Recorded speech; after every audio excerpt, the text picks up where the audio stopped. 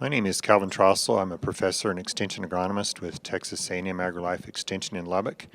And today we are here at the Amarillo Farm Show in December 2019, and I've had the opportunity to share in a panel discussion on behalf of Texas Hemp Growers Association with some of the people that have been involved in their programs, both for their association and some of the people they work with. So first I'd like to go down the line here and have everybody introduce themselves. My name is Aaron Collins. I live in Foss, Oklahoma, and we grew hemp for the first time in this past year. Delmon Ellison Jr. from Seagraves, Texas. We grow cotton, peanuts, wheat, raise cattle. I'm a member of the Texas Hemp Growers Association, and we're looking forward to trying hemp in 2020. Corbett Hefner, Formation Ag, Vice President of Business Research or Development and Research and Development. We make hemp harvesting equipment and processing equipment, and we've done it for 4 years. We specifically engineer just for hemp harvesting and practices. I'm Shannon Wright from Del Norte, Colorado. Been growing hemp for 6 years, Wright Oaks LLC. I'm Dion Oaks from Center, Colorado. Wright Oaks LLC, been in the hemp industry for 6 years and looking to get the right information into the right people's hands. I'm Kyle Bingham with Bingham Family Farms. We've been working with niche crops for the last 15 years. I'm also working with the Texas Hemp Growers Association. We're a nonprofit group that's going to be working to help support and equip the Texas farmers this coming year. So I think you can see we have a variety of viewpoints and experience here, and I think that's important as people think about hemp in Texas in 2020. There's a lot of questions that all of us have.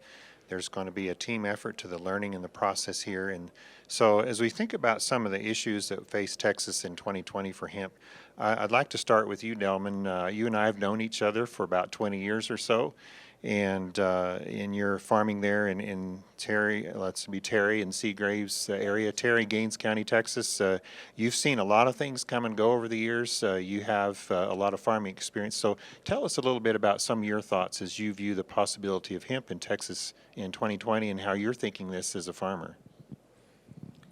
We're looking for opportunities to diversify. We look at the industrial hemp crop as a possibility of having some alternatives. It has so many different uses and possibilities. I would encourage everybody to be very cautious. My view is that I'm not going to plant more than I can afford to plow up, and we're still investigating the cost of planting, the cost of growing, but we're excited about the opportunity to try something new, and so we've got to get licensed, get our seed in place, and determine what different equipment we're going to need to grow hemp in 2020.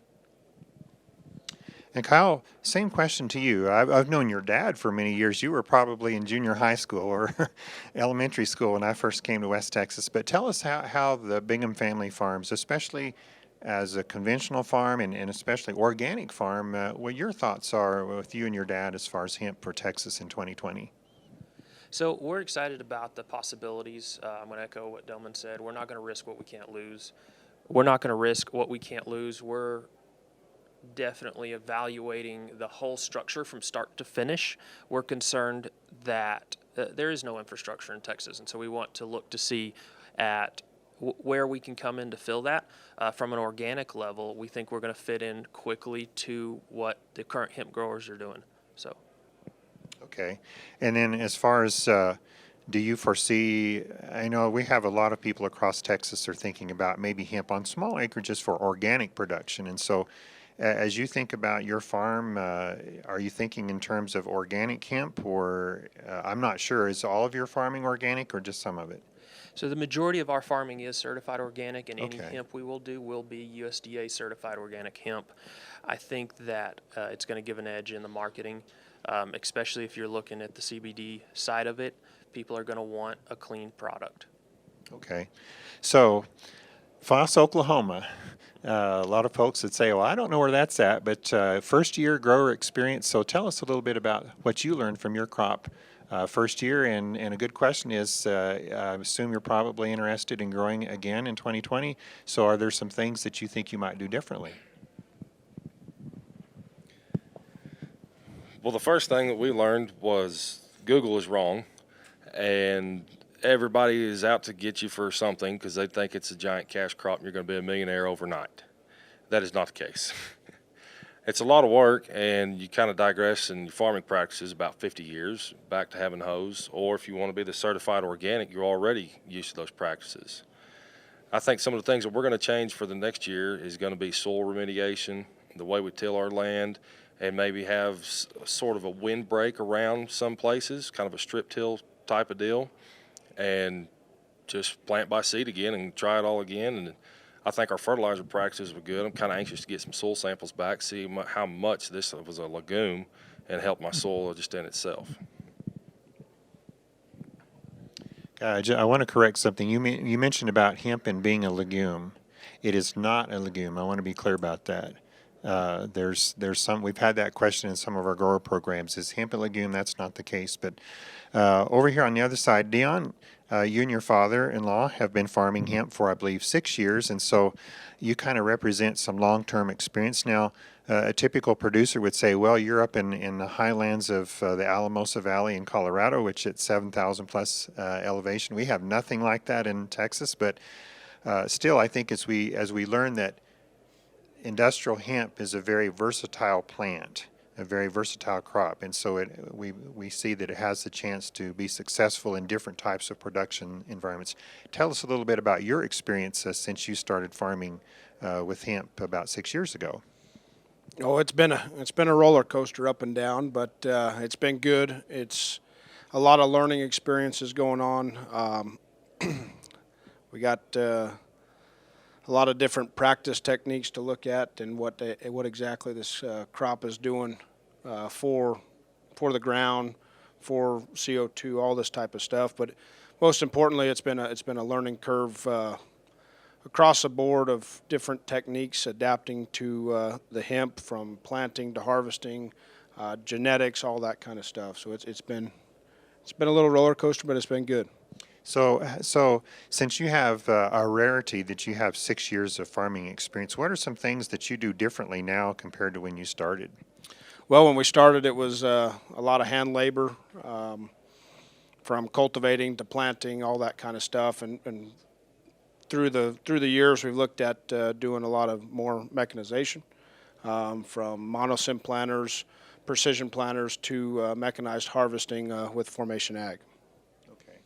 And since you mentioned Formation Ag, a great lead in here, what you've seen, Corbett, with Formation Ag in terms of the equipment side of hemp, for folks that view this video, what you will share, Corbett, is really oriented towards more of the big ag type producer, and we acknowledge that there will be a lot of interest in Texas and elsewhere on hemp that could be just 1 or 2 acres. And so what Corbett will share would be very different, but that's kind of the range of hemp interest that we see in Texas, at least that I've heard. But tell us a little bit about Formation Ag and your approach to solving some of these harvest issues and drying issues with hemp.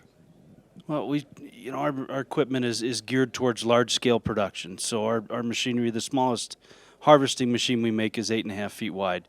So that really doesn't play in until you're probably north of 40 acres in harvesting technique. You can hand harvest and cultivate in the 20 to 40 acres. It's painful, but it's doable and manageable.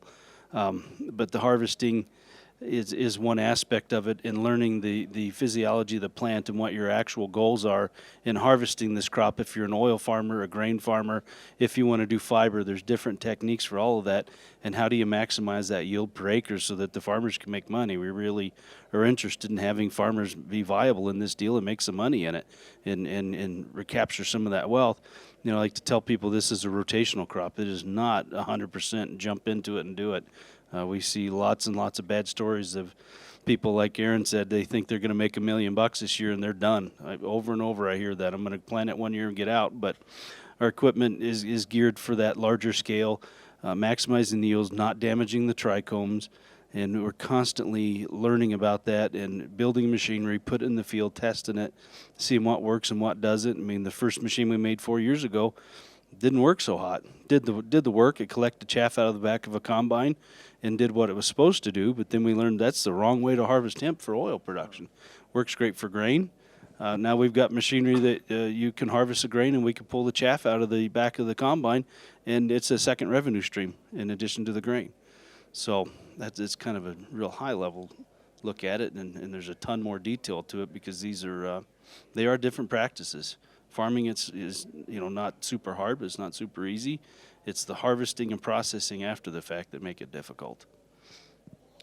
Well, I certainly have had people have shared to me, other growers that I've met, that said it's one thing to grow a hemp crop. It's quite another thing to deal with identifying a market, a contract, getting good quality seed, the harvesting, drying that you mentioned on the back end. But for our listeners here, I think something that any of us would think about is within Texas, we have questions in terms of what's going to come first, the production, the processing capacity, and I'd be interested in any of you that have some thoughts here, especially in Texas, in terms of what we would have for the prospects for processing and markets in Texas, how soon they will come, and does that have some impact on how we might approach the production here as we look at license applications and so forth for Texas in 2020?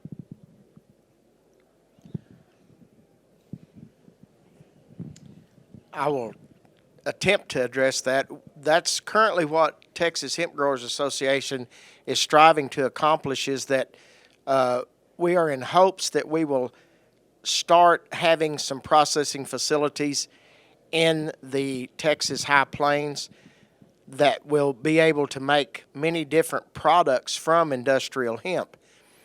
It's going to take some time, but as processors are interested in knowing how much product can we get planted and delivered.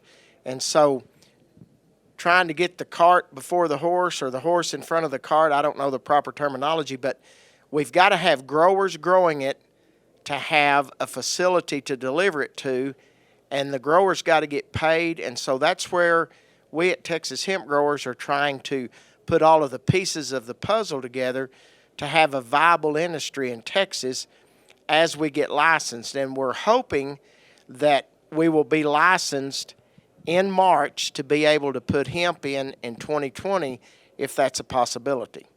Kyle? Something else we want to do is with Texas Hemp Growers is connect anyone who is doing that. If you are going to be processing, if you are going to be growing, let us know, and let's try to find someone close by that can work with you to do that. I think that there's definitely processing and other things that are going in, but we don't want too many processors or too many growers. We need to find that balance. So communicate that with us so that we can help connect you. Okay, well, thank you. So here's another question that I think about. Within Texas, one of the organizations that I admire is Texas Seed Trade Association. And so they have many members in Texas involved in various aspects of the seed industry. But I think their motto at Texas Seed Trade Association, Delmon, is first, the seed. And so when we think about hemp, how do we first the seed when it comes to hemp, whether it's seed or other planting stock? That's a big question that we have right now for folks. And so again, I'll tell you what, let's start with you. You were a first-time grower, so you went through this question just about a year ago. And so how did you approach identifying planting stock or seed for your farm? Well, a year ago, it would have been mostly availability. And we were lucky enough to find something that was close to our region and just moved it a few hundred miles on south. And so the people that are going to be today have so many more strains and varieties to be able to go with. I was very limited on what you can do, and once again, you're not going to bet more than you want to lose. Just like Delmon said, I'm not going to plant more than I'm willing to plow up. And so if I could keep my costs down and was able to plant more acres and then plant it more traditionally with the equipment I already had. Whereas if we start with clones and we don't know what we're doing and transplanters and the tobacco style, that tobacco model is a good deal if you're going to do 4 or 5 acres. We did 240. How do you transplant 240 acres of hemp via clones when you don't even know how this plant grows? And so we just started off with, we're going to go with seed because we figured out how to plant the seed with the equipment we already had. And I think that's just kind of, you got to do it and just kind of figure out what you think is going to work for you and stick with it. The only way you're going to learn is do it. So Shannon, Dion, let's go to growers that you've made these decisions 6 years ago or so. And what you had in your farm is how to approach that. And of course, the difference of the size of the scale that you're farming at has an impact on how you may approach this. But share with our viewers how you approached the seed type issue. It was quite interesting. When we first started, we actually got online and got seed from overseas that they said was non-viable, whatever. We did some germination tests, and guess what? It grew. So we started there in a greenhouse like that because whenever you're doing it, everybody wants to know where you get your seed, including local authorities and stuff like this. So you tell them the seed fairy gave it to you. So it was very interesting. Yeah, he's exactly right. It's back 6 years ago in Colorado, it was the pot side, the marijuana side was really going strong. So it was one of those deals that we just had to look for hemp seed and figure out where to go. But I recommend for any new grower is just like Aaron was saying, is don't bite off more than you can chew or more than you can lose. So start real small, learn the plant, learn its characteristics, what it's going to do, because a genetic that works somewhere in Oregon or Kentucky might not perform the same here in Texas. So one big key issue there. So as far as with the Kyle Delmon with the prospects of hemp in 2020 and your intent to apply for a license and have either of you started to look at where you might acquire your planting stock? Absolutely. I've talked to 4 different groups right now. I'm going to be talking with 3 more groups. We've been trying to tour as many facilities to see if this is a broker or if they're actually producing seed somewhere. I think it's very important to understand what you're growing and then go source accordingly. If you're going to be growing more for a seed or a CBD, those are all things you need to take into account for. I've started checking into seed, different locations, talking to Shannon and Dion, talking to some other growers. And the big thing right now is nobody's willing to ship to Texas because we don't have a license. None of us do. And so that's one of the first big hurdles that we've got to overcome in Texas is we've got to get the license in place so that we can start receiving the seed in Texas and make preparations to plant in 2020. And so, yeah, we're looking at places, and the questions that I've asked are, you going to have you brought up the Texas Seed Trade Association. I would encourage people that are interested in hemp, make sure that you get a certified seed tag that says what the germination on that seed is and that you're buying from a reputable company that has and this is a young industry, but from someone that can you can verify that they've got a history of delivering what they claim to deliver. Any other comments about seed? It's funny this got brought up. That's how me and Kyle got acquainted. Was Tillery gave him my number, and he says, "Well, would you mind if I come up and seen your deal?" I says, "Go right ahead. Farmer to farmer, come right ahead and check it out." And I didn't know what he was expecting, being he knows Dion and his whole mechanicalized deal, and we're trying to run this on a shoestring budget and make sure we don't lose. And he shows up, and we've got people running around. We're harvesting this by hand. And we've got trailers and makeshift items to thrash this. And what was it you said you couldn't see inside somebody else's deal because they're proprietary? I can't remember what it was. They wouldn't let him. They shut the barn door so they couldn't see what process they was using, what method. We let him walk right in and said, "Hell, we'll pay you to help if you want to stay. You can get some experience." But it's been pretty interesting. We went for seed just because we knew that would be there's a seed bottleneck. Whether my seed is the best seed on the face of the planet, I'm not going to sit here and say it is or isn't. But it's seed, and we got to start just like you said earlier. We have to start with the seed. License, yes, you get a license, you're able to grow. Now what? You got to have some form to be able to get this product in the ground. Whether it be clones, transplants, seed, however you figure you're going to do it. You got to start somewhere. I'll add something that might be a little counter to that, but I like to tell people it starts with a sale. Where are you going to sell it? Then you work your way backwards from that, because that's going to dictate, what type of genetic you want, where are you going to take it, how do they want it to look. So I work it kind of backwards the other direction because that tells you how you're going to dry it, how you're going to sale, how do you process, how do you dry, how do you harvest, how do you cultivate, raise the crop, then find your seed that's going to support that. So it's a little different take on it, but it's something to think about when you're planning your 2020 season. Begin with, how am I going to make this into money? Because otherwise it's kind of an effort and futility if you can't monetize your crop. Then that's where the risk goes exponentially greater. I think you bring up a nice point, and that is anytime we think about this is I'm sure there are many Texas farmers that can grow hemp, whether they're looking at half an acre or half 100 acres. I think really it comes down to, folks, what is your objective?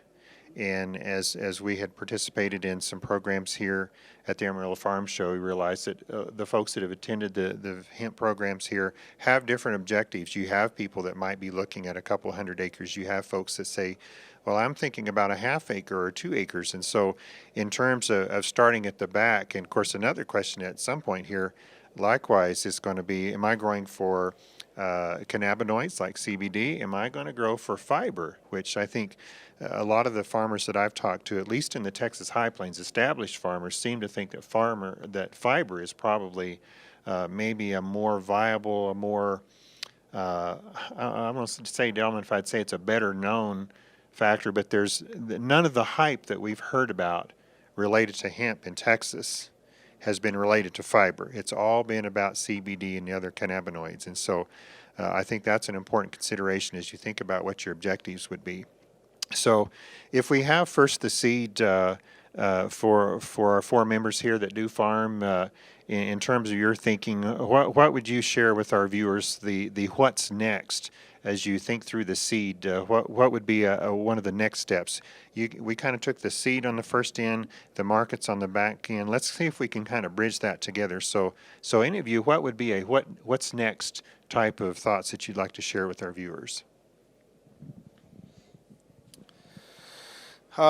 With that, seed along comes with, just like you mentioned, you're looking at fiber and seed, grain per se, rather. So with that seed next step there, you're looking at, well, what is my end goal? What am I growing for? What am I going to be selling to? What market? So looking at your genetic source of, well, CBD crop is not going to be the case for a fiber or seed or grain crop that you're looking at. So that's my biggest thing, is what markets are you going to hit? Because like you said, any farmer can grow hemp, but we got to figure out which lane, because we're talking about 2 different types of hemp here, CBD and industrial, pretty much. So you got to figure out which lane you're hitting in that spot. Anyone else? You know what, Delvin, like I said, once you have 3 years of growing experience, you'll have a lot more things you could that you could share. I think for our viewers, something else that in the different programs that I've dealt with Texas A&M AgriLife across the state, and other organizations, groups that are also working with hemp and trying to help answer the questions, we certainly see there's very much a need to base some of our thinking about hemp in reality. And so some of that reality is price. Some of that reality is sorting out what you've heard that was very inflated in terms of high revenue, multiple tens of thousands of dollars of revenue per acre. That's true. It has happened for a few growers, but I think we've seen that those economics have largely disappeared. And so with a 6-year time frame in South Central Colorado, just share with us a little bit about how you've seen those prices change, and even maybe what you've seen difference, either of you,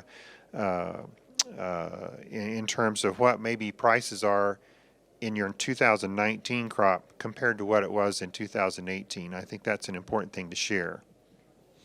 Yeah, it's a really, really good point to be brought up, because just April 2019 to today, seeing the market crash per se, or really take a decline 60 to 80% on crude oil, distillate, and even flour material. That kind of price there has really, really been significant. But one thing in our operation, doing 2,500 acres, this last year, we we do it a little bit different and step back from Corbett's point there. We look at the sale first, even in this deal.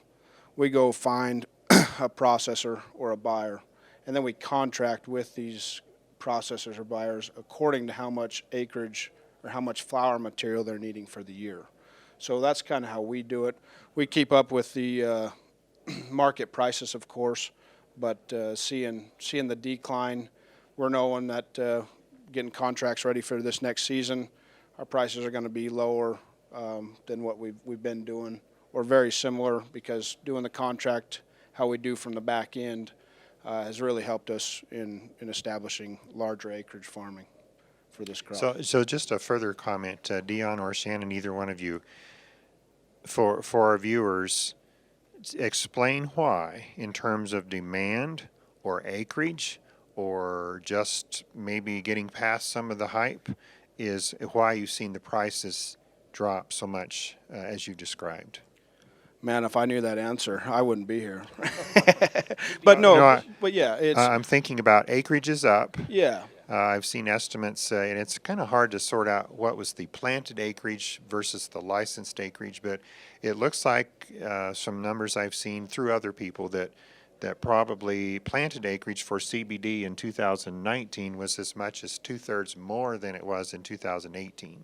Yeah. And then demand there is, I know lots of people that tried a CBD product, and I think there's that curiosity's out there. I don't know if there's more curiosity in the CBD market, or whether with further medical research we'll begin to line into some better identified benefits from CBD and so forth. But how do you sort through all these things, even beyond yourself as a hemp farmer, with all the things that for example, with CBD, that the claims that you hear and so forth, and recognizing, does that really impact the market? Is that a factor?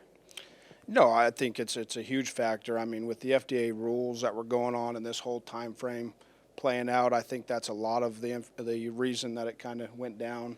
Everybody was looking to see what was out there, get rid of it, and get rid of it quick to get it out of the deal, because they didn't know what the FDA was going to come out with, or USDA or anything like that. So that could play a huge factor. I mean, the reported acreage of 511,000 plus acres that's in the U.S. this year, it's a huge number. But And that may be licensed acres, and many of Exactly. which were never planted. Exactly. So yeah, when we come out with the data sheet to show how many acres were actually harvested, and that quality of that product that's coming out, that could be a totally different number.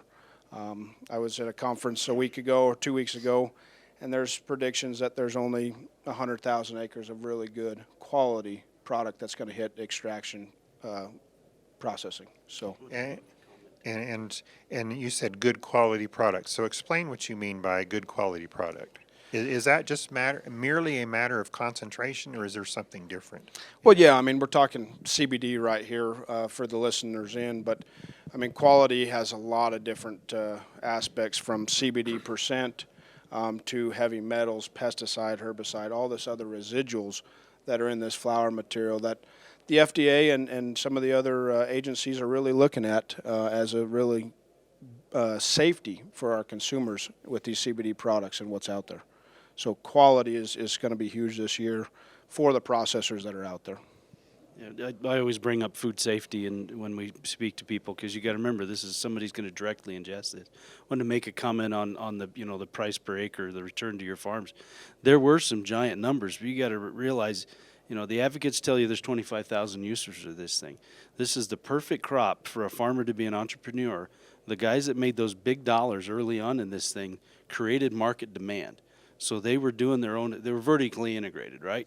So they grew the crop, they got it ready. They did their extractions, they formulated, they made soaps and deodorant and tinctures and soft gels.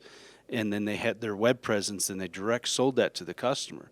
So when you compound all those value-added steps, then your price per acre, your return back to your acre goes dramatically up. When you're taking, let's say you got a hemp heart product, and you dehull that, and they're saying it, just for round numbers so I can do the math, that a quarter pound is $4, dehulled in the store. Well, you got that product there that you probably spent, you probably bought grain at 80 cents or $1.20 or whatever it was. Now you turned it into a $16 a pound product.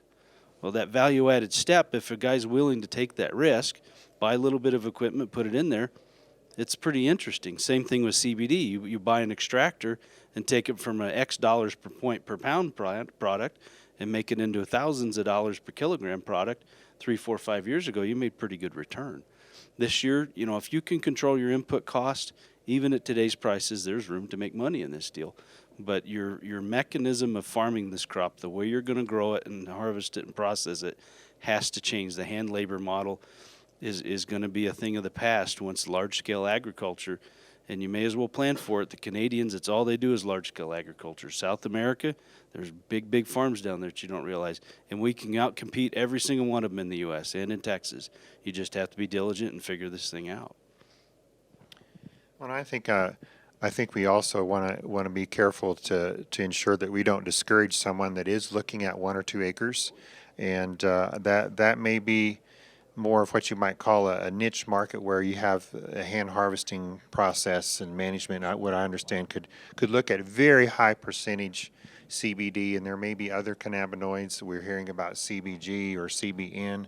And I don't know yet myself, which of those might emerge, and do we have varieties that can even produce those in quantity that could be readily brought into the market. But, for small acreage growers, I think there is a place for folks, but it would be, you may have a different type of buyer that's looking for something that's very much higher in terms of quality, which is basically percent.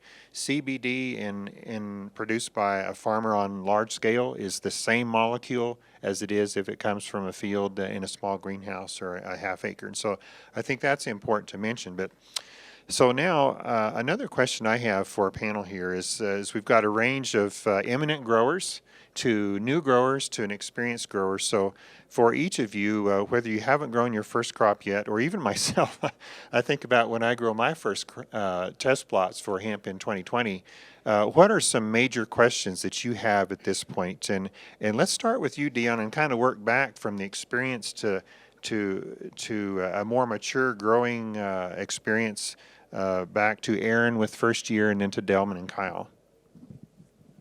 Well, just to touch a little point there on the small acreage before I answer this is, I like to look at it as your microbreweries that are out there compared to your Coors or Budweiser or anything like that.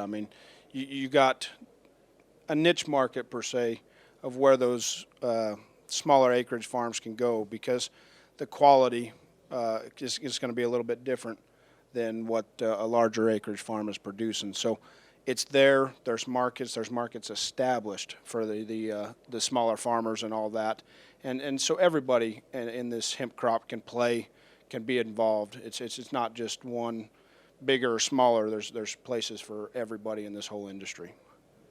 Okay. Aaron? What was the original question? I think he answered a different question. No, I did. Things that I would change in 2020 or questions. Really don't have hardly any. And we've learned so much in the first year of this just by doing it hands-on. And I guess I'm kind of that person that just figures it out as you go kind of a deal. I guess I'm a fly by the seat of your pants. Dion's over here saying that, we're going, we need to start backwards to get contracts. I guess I would say I fit in that kind of smaller market to where extraction and processing and all that is just, I don't have that connection. I don't have the large quantities that he has. So my question would be, if you wanted to be able to get with Tillery and the Texas Hemp Growers Association to have that kind of a power. I would have loved to have done this a year ago and been on this panel to being able to have said, hey, I've got my 3 tons. He has 300 tons. Well, I get to go along with him, and we would have extra selling powers, even buying powers and things. Yes, I think this is going to be a really great deal. And I think it's going to get co-ops back to where they originally started, where my grandfather that first helped start the initial co-ops, where we all help each other and help, experiences and knowledge and just everything from processing down to seed, down to if you wanted to sell distillate. There's just, it's infinite what you want to do. And even on the fiber end of it, where do you take your fibers? How do you extract it? What are you willing to do at your farm? And then once again, you have somebody that's small can go along with somebody that's big, or we can all band together as a bunch of small groups to be one big one. And then we can start approaching those larger people that want to do single-use plastics, but they don't want to talk to you because you don't have 300,000 pounds of it. Whereas I'm over here with my 3,000 pounds, and I've got that good product, but I can't move it to that larger group and be able to have the potential to make more money with it. And I think this association will be able to help solve a lot of that. And to answer your question, as far as any more questions, is I just want to, can we see what it's going to be like 365 days from now? So, Delmon, any questions? What questions are you still looking to answer as you move forward? Well, I think we've got to start out with delivery. I made the comment this morning in an earlier conversation, would you be planting cotton if there were no cotton gins? And so we've got to have a place to deliver a product and someone to buy it and get paid. But for that person to put in all those facilities and make that capital investment, they want an assurance that we're going to actually plant and grow a crop. And so for me, as a person that enjoys farming and growing crops, I've got to look at different planters. How are we going to get it in? Are we going to use a drill? Are we going to use a planter? Shannon and Dion are using a monosim, which we're familiar with. What row width? What spacing do we want to use? How are we going to cultivate the crop? Does the crop need cultivated? There's just all of these questions. And then at the end of the day, I'm real interested in some of the products that Formation Ag's developing, because if we're going to go back to hand harvesting, I'm going to skip the crop, and so we farm on a scale that we're going to harvest it in a way that we can harvest it with equipment. And so I'm interested in a lot of the different harvesting. How are we going to store it? And as you spoke of, Aaron, all of the different opportunities that are out there. I look at this hemp crop being multifaceted in that there are so many different things. When I visited with Shannon and Dion in the San Luis Valley, we looked at, I raise cattle, and Dion showed me hemp cake. And I said, hey, I want to feed it to my cattle. Well, can't do that just yet because it hadn't been approved as a livestock feed product, but it's coming. And so, we've got so many different things that we can do with the hemp plant, and that's my interest in it, is it's not a single-use product. I think with the Texas growers here listening in is they've got a lot of questions and a lot of things to figure out. But most importantly, it's with your TDA and having some type of communication with them. And I think with the Texas Hemp Growers Association, they could really be the end to giving a little guidance and some insight to the TDA on what needs to happen or what could happen with collaboration with the TDA on rules, regulations, all those things, so you can get going for the 2020 season. Okay. Kyle, I don't want to overlook you. Did you have, where are you and your dad right now in terms of some questions that you have looking forward to 2020? Currently, all of them. So the two big ones that stick out right now are going to be, one, regulations, and then two is going to be, where are we delivering, who's the buyer, what type of product do we need to be delivering, so that we can start working that product backwards. That I think those are two major questions right now. Okay. So as we think about Texas, Colorado's a pretty good sized state. Texas even bigger, and we folks here are kind of a high plains, Mountain West type group. The other folks here, you're thinking, well, I'm on the Texas Gulf Coast. I'm in the lower Rio Grande Valley. I'm in eastern, I almost said eastern Kentucky. I'm in eastern Texas, where it's more like Kentucky. And so I think you'll find that other folks across the state and Texas Hemp Growers Association, other organizations in other areas of the state that may have an emphasis in some areas, are going to deal with the clientele that is working with folks where drying conditions could be much more of a concern along coastal Texas and East Texas, where the humidity just never drops below about 40%. And we take it for granted that drying conditions in the western part of the state or up in Colorado make your life a little bit easier. And it may create some complications, but I think there certainly is, as we realize that hemp across Texas will be grown in many different ways. There will be different types of buyers potentially down the road, different types of buyer arrangements. But I think a question that a lot of folks have right now, and I'm certainly not in a position to know how these rules that are going to come out right now. We're in the midst of a 60-day comment period with USDA for interim final rules, and then eventually we'll have Texas Department of Ag begin to craft rules for the state of Texas, and they may follow very closely USDA rules. There may be a few differences there. What are some things that each of you maybe look to or have concerns about in terms of what the regulatory environment may be for hemp here? This will be much different than anything else that other farmers in Texas grow.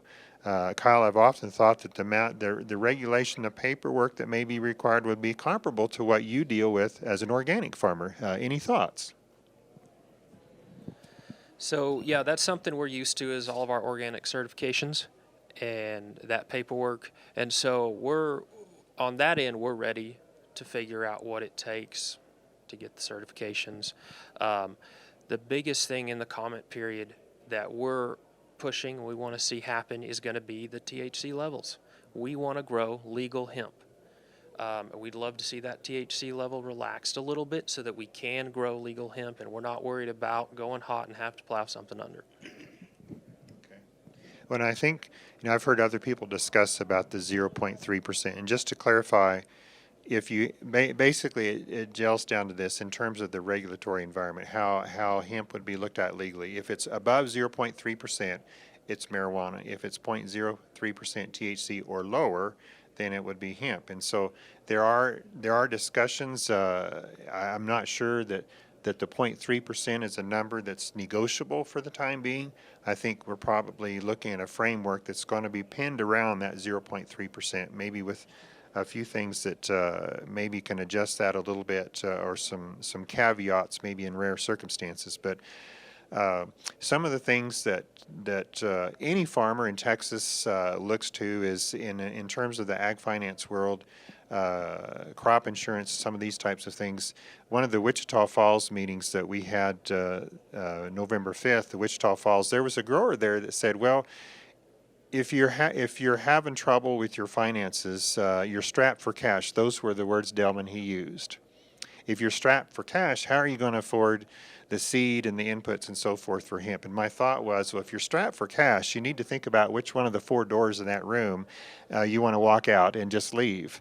But ag finance, crop insurance, these are a couple things that we take for granted in a lot of our other Texas crops. What's the situation with those two things for hemp production in Texas? I would not expect any ag finance in hemp this year.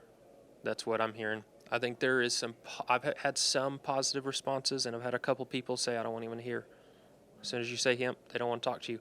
On the insurance side, there's going to be some options coming. Okay, and I think the main one we've heard is whole farm revenue protection. I believe that's the right product, but that will require, from what I understand, 5 years of farm income, and you have to have a contract with a buyer for your crop.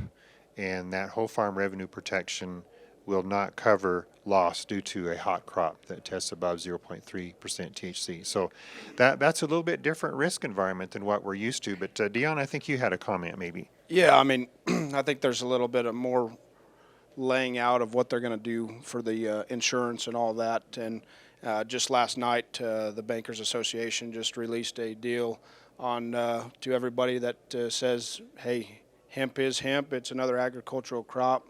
Laid out some of the specifics last night. So hopefully that opens up here in Texas. Back when we were 6 years ago trying to do this, it was tough. We didn't have no bank. So hopefully that opens up to help out with all this banking, and insurance is going to come. But there's a lot more things that the FDA and USDA need to look at and learn from their standpoint as well. So I'm thinking here that we might bring this to a conclusion here. And I know there's a dozen different things that we haven't touched on that we could have talked about, but do any of you have an additional thought that you'd like to share? You know, this opinion, take it for what it's worth, but to me, the 2018 Farm Bill was supposed to make this a commodity crop so that we didn't have to worry about losing your crop and losing your farm and all the other stuff. It's just kind of a shame that got a little bit deviated there. I'd sure like to see it go back to that, to where this is thought of more as a commodity, because it was separated from marijuana, and worry about the end product and what the THC levels, et cetera, are in that, and not put that burden that the risk back towards the farm and some of the processors. Put it as the end product going out to the consumer should be a safe, compliant product, and then farm it. You'll always have some bad actors, unfortunately, but the goal and intent of most of the farms is to grow a good, compliant crop that keeps people safe and feeds the country and helps the people. So I'd like to see people sure think about that in these comment periods and really push for that, because we've sat in on some listening sessions, comment period sessions, and people were so hung up about 0.3 or go to 0.5 or make it 1 or make it 3, whatever it was. And all of that, I wish that was irrelevant, because it's just a commodity. It's something that's been grown in the past and in Asia and China and places like that for 1,000 years. It's just another plant that we're trying to use and make something out of. A very versatile plant. So I think in some of my own wrap-up comments, as I think about producers that I know across Texas, the different crops that we grow across Texas, it's an amazing array. I think hemp will add to that. One thing that's different about hemp is what we almost take for granted, Delmon. You've seen this change over the years. How willingly would you normally be to go out and grow a crop when you had no labeled insecticides, no labeled herbicides, no labeled fungicides? You couldn't put a seed treatment on, and that's the area you would be in as a grower with hemp for at least the first couple of years. And so, is that a factor for some would-be producers across Texas? Yes, I think that's one of the big concerns we have is what can we use, what can we not use. And to touch on the 0.3, one of the concerns that I have, Calvin, we've been dealing with peanuts for ever since you and I have known each other. And if I get a load of peanuts and I don't like the grade, I can have them retested. I'm understanding that if I hit 0.3, I can't ask for a second opinion. And that's one of the comments that I intend to make when we get to Texas, is that we should at least have the option of retesting one time, because any lab, anybody can make a mistake, and I'd hate to have to plow up a 60-acre field of hemp because somebody typed a decimal in wrong. And so I think that's one of the things that in Texas that I'm going to try to be pretty strong about, is that at least we get one retest to make sure on a crop that we're not hot. And I think we'll get the products in as we begin to put hemp in the field and we begin to grow it and learn. I think we'll get some products that we can use on the crop, and so we're looking forward to it. It's a challenge. It's a little scary, but it's also pretty exciting. And you've decided that you're willing to accept the risk and the unknowns. Yes, we're going to have to. If we're going to ever start and get out of the gate, and like I said, don't plant more than you're willing to plow up in year one. Now, if I can't find a user to buy the crop, I'm gonna scale back dramatically. But if we get the pieces of the puzzle put together to deliver the crop to someone that has the intent of processing it, then and we can get licensed. I've said all along I want my license by March 1 of 2020. And I'm not sure that's going to happen just yet, but that's still our goal. I was in the same boat as far as the uncertainties and because we come from a cotton industry. We spray everything under the sun on this stuff. Got weeds? Not a problem. We got some chemical we can put on it. When you go away from that, it's a little bit scary to think about, and you just got to bite the bullet and say, you know what, my grandparents did it. My great-grandparents did it. Somebody figured out the cotton industry at one time. Well, here we are in the hemp industry. You got to pioneer this somehow. Somebody's got to do it. And as far as the 0.3, do your own due diligence of your own testing. Test weekly if you have to. You start to see it get hot, you need to start thinking about if you've had rain, if it's hot outside. There's a whole number of things to be able to help remediate that before you get caught. And yes, stress. Stress makes the THC level come up. We're all in agreement. And there's things you can do to help with the stress on that. And that's a whole nother class, I understand, but there's just things to do to help protect yourself. You can't just plant it and leave it. It's going to, like any other crop, it's going to have to be managed. So. Any other comments? I think as the first year growers coming into this, or not even yet having a program yet, but the uncertainty is going to be there. But I think our community and our generation right now is looking at this as everybody's looking to go green. Everybody's looking to be more sustainable, all this type of deal. And I think it's a wonderful opportunity for Texas to look at another rotational crop in your farm and looking at all the go green and sustainability that this crop can do and all the other different avenues that this crop can take us other than what's out there right now of CBD and all this other stuff. We can look at textiles, we can look at food, we can look at all these other products that this can be used for. So, okay. Well, I just want to acknowledge to our viewers, there's a lot of people across Texas that are working hard to deliver information for hemp across Texas. It's going to be a partnership. There's different groups. Here we have folks organized by Texas Hemp Growers Association. We've got Texas Department of Ag. There's other individuals that are working for hemp at the Texas A&M Ag program.